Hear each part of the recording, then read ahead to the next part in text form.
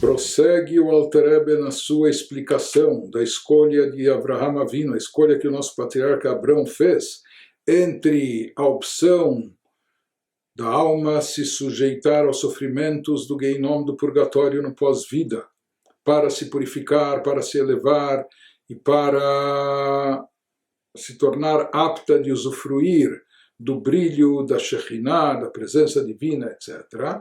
Entre essa opção ou a opção do jugo, de estar subjugado diante ou abaixo dos povos e nações, Abraham escolhe essa última. Ele escolhe o jugo dos povos, por mais que isso também envolve situações sofríveis, dolorosas, etc. Mas Avraham Avinu, ele sabia que tanto um como o outro, especialmente essa última opção que ele acaba aderindo, isso tem um objetivo maior, e o objetivo maior disso é algo elevado, é algo positivo, algo benéfico. Assim como o dilúvio parecia uma tragédia e calamidade, mas somente à primeira vista, somente quando ele é visto no plano superficial, mas no fundo, na essência, quando a gente se aprofunda e entende melhor, capta a essência, nós percebemos que isso tem um efeito purificador, um efeito de trazer tranquilidade e até prazer, etc. Portanto, um objetivo positivo. Da mesma maneira, Avraham Avinu sabia que aqui essa situação de estar subjugado aos povos, nações, etc., por mais doloroso que possa parecer à primeira vista, ou por mais sofrível que seja num primeiro momento, porém, como objetivo final, ele tem um objetivo nobre. Na essência, isso acaba sendo e trazendo um enorme benefício para Am Israel, para o povo de Israel. Isso que vai nos explicando em seguida o Alter Rebbe. E ele nos explica e vai nos esclarecer o que significa esse jugo sobre as nações. Porque na realidade, graças a Deus, houveram perseguições, opressões, antissemitismo, mas também houveram épocas tranquilas, até na história da diáspora do povo de Israel. Mesmo o povo de Israel estando banido de sua terra, sem Estado, sem autonomia, sem país próprio, etc. Mas houveram momentos de tranquilidade, onde o judaísmo floresceu espiritualmente, onde houve prosperidade em termos materiais. Então, o que significa de fato esse conceito de estar subjugado sob o jugo das nações, dos povos? Isso vai nos esclarecer agora o Alter Rebbe. Hinei Shibud, esse subjugamento, essa subordinação, Shebachar bo Avraham Tmurat Geinom, que Avraham Avinu escolheu ao invés do purgatório, Eina Pirush Masheyesh Aleinu Ata Melech Shenotel Meitanu Mas. Interessante aqui as palavras do Alter Rebbe, escritas há quase 300 anos atrás. Ele diz, o significado disso aqui, o que significa esse jugo dos povos e nações, fala que isso não se refere aqui ao fato de nós estarmos subjugados a reis, ou nações, ou constituições que cobram de nós impostos. Chegam bisman Beit HaMikdash aleinu melech Israel, porque mesmo quando o povo de Israel não estava na diáspora, não tinha ido para o exílio, mesmo quando o povo de Israel estava estabelecido na sua terra, debaixo do jugo de um rei de Israel e não de reis gentios, ve'amasa yabeyoter, mesmo assim também haviam impostos, também haviam obrigações, impostos, etc. Mais do que isso, interessante aqui, curioso até as palavras do Alter Rebbe, havia um imposto grande. O que na visão do Alter Rebbe, ou na visão naquela época, naquele século, 300 anos atrás, o que era um imposto grande? Que yadua shechelek asiri utzrach kol echad litein lamelech, como é sabido que mesmo em épocas bíblicas, mesmo quando o povo de Israel estava soberano na sua terra, quando havia um Estado judaico governado por um rei de Israel, haviam grandes impostos. O que é um grande imposto? Que 10% cada um tinha que dar, recolher para os cofres do rei. Interessante então que naquela época o Alter Rebbe via 10% como uma cifra, uma alíquota que ele considerava um imposto muito grande. De qualquer forma, prossegue o Alter Rebbe. Então o Alter Rebbe diz, o fato de estar sob o jugo dos povos e nações não significa apenas ter que recolher impostos ou caros impostos, etc. Na realidade, qual o significado essencial desse conceito? Ela kavanahi shebizman shebeit hamikdash. O conceito aqui é mais profundo. Não é? Porque estar subjugado a gente pode associar ou a dificuldades de ordem física, material, ou houveram momentos onde os judeus simplesmente, como dissemos, eram perseguidos, oprimidos, havia antissemitismo. Ou mesmo quando não houvesse isso, haviam impostos, haviam pagamentos, não é? Então haviam dificuldades ou de ordem física ou de ordem material. Porém, o Alter Rebbe nos diz que aqui a questão é mais profunda. Esse jugo sobre os povos e nações indica algo mais místico e espiritual. Ela kavanahi, a intenção disso, o significado disso é Shebizman shebeit hamikdash haya kayam. Na época que o templo sagrado estava de pé, em Jerusalém. O que isso significava? Que havia uma revelação divina mais explícita, presente no mundo. E isso impactava não só a Terra Santa, a Terra de Israel, o povo judeu, mas de certa forma transbordava, impactava o mundo todo, fazendo com que no mundo em geral, ou seja, quando, por assim dizer, há essa morada para Deus estabelecida aqui na Terra, Deus é onipresente, Deus está em todo lugar. O problema é que ele não está revelado aos nossos olhos físicos e carnais. A olho nu a gente não consegue ver divindade. Porém, quando havia o Beit HaMikdash, quando foi construída uma morada para Deus, seguindo suas ordens e instruções, da forma certa, no lugar escolhido, etc., então lá pousava a Shekhinah, a presença divina se revelava e se manifestava lá, nesse lugar, de forma evidente, e de lá irradiava para o resto do mundo, para o mundo todo. Isso trazia bênçãos e benefícios, não só espirituais, mas até de ordem física e material para o mundo todo. A qualidade de vida era melhor. Então, nos explica o Alter Rebbe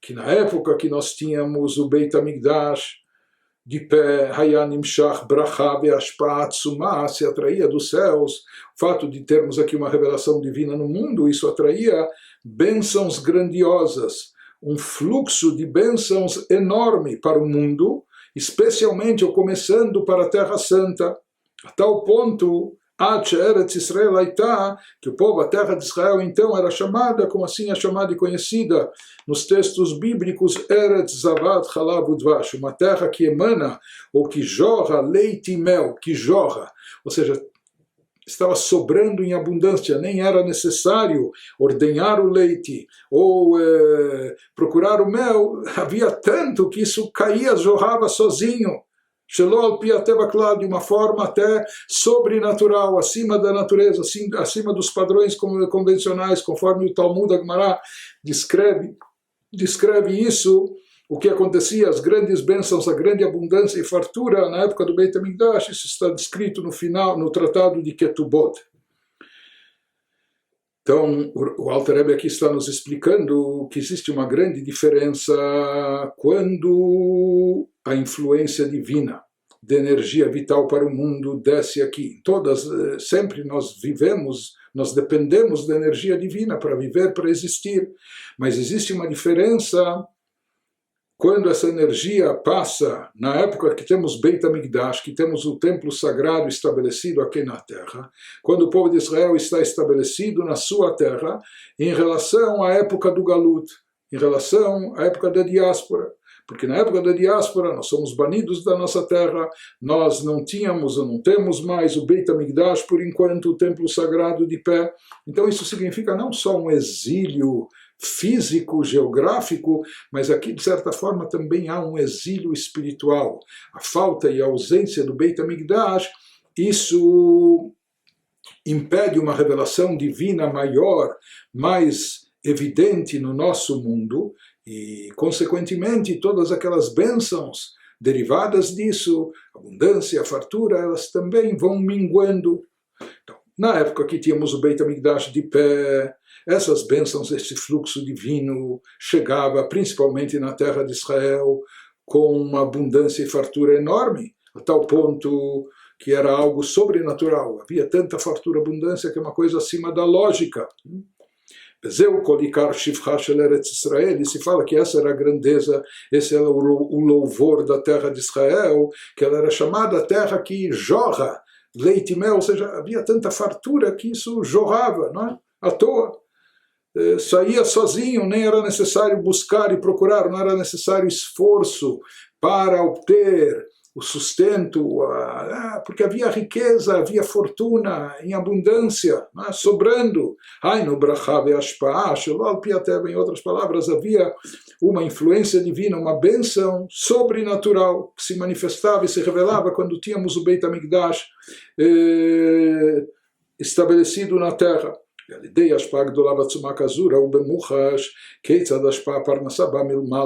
E nesse instante, a bênção era tamanha, era tanta, e de forma tão sobrenatural, que a divindade ficava explícita. Era evidente que isso era algo divino. Não é? Então, estava claro aos olhos de todo mundo que toda essa fartura só pode vir de cima de Deus, de forma sobrenatural, está somente nas mãos de Deus.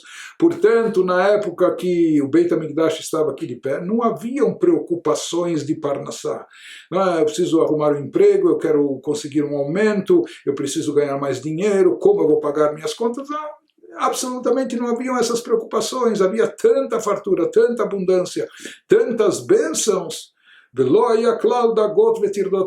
Por isso não haviam preocupações, não haviam perturbações em relação a sustento, etc. Isso era resultante da revelação divina que ocorria através ou no local do Beit HaMikdash. Então, ainda estavam no mundo físico e terrestre. Os judeus trabalhavam, se dedicavam aos seus afazeres para obter o seu sustento, mas pouco trabalho já rendia e produzia tanto que tinha sobrando e tudo era tranquilo, sem atropelo, sem dor de cabeça, sem preocupações e até sem esforço, sem a necessidade de qualquer esforço e sem atormentar a cabeça. Portanto, não havia aquilo que atrapalhasse a cabeça, a mente, o coração do Yehudi em relação a assuntos terrestres. Por quê? Porque estava tudo garantido, tudo assegurado, e, portanto, dessa forma, os Yehudim estavam mais soltos e livres para poderem se dedicar às causas espirituais, ao serviço a Deus, à oração, com kavaná, com intenção, com meditação, mais estudo da Torá. Por quê? Porque estavam tranquilos e assegurados, não? E junto com isso também havia uma fé e confiança total em Deus. Todo mundo sabia e percebia, por isso confiava, sabia que isso vem de Deus, da mão de Deus, é uma bênção divina, e portanto confiavam plenamente na divindade que Ele manda todas essas bênçãos para a terra. Que porque esse fluxo, as bênçãos eram tão enormes, né, que todos viam a olho nu que toda essa fartura só pode vir de Deus, ela vem de uma forma sobrenatural. Em contraste do que acontece na época do exílio, hoje em dia, desde que nós não temos Beit HaMikdash, na época do exílio, sem revelação divina, tem que se suar muito para obter, para garantir o ganha-pão e para correr atrás e para assegurar a parnassá, para assegurar uma vida digna para a família. A pessoa tem que ir lá só a pessoa tem que estar envolvida com os afazeres mundanos, com os assuntos terrestres, com os assuntos comerciais, muitas horas por dia, etc. Essa é a diferença do que acontece na época do Galut.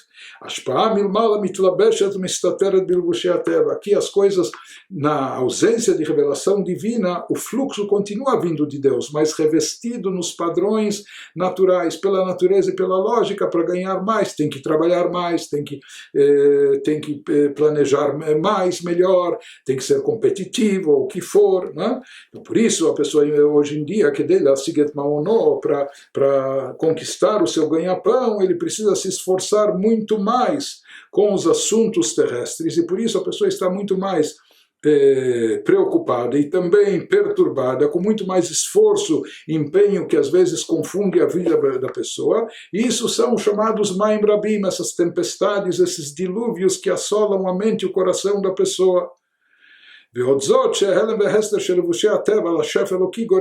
Mais do que isso, esses encobrimentos sobre o fluxo divino, as bênçãos divinas, acabam causando que a pessoa às vezes não perceba a correlação entre aquilo que ela ganha e a fonte divina, a tal ponto que a pessoa pode imaginar depois que tudo que ela está ganhando é fruto do meu empenho, do meu trabalho, da minha astúcia, da minha inteligência. Por quê? Porque a revelação divina aqui não se manifesta. Tudo está revestido, encoberto nos padrões da natureza, e pode causar à pessoa também essa impressão.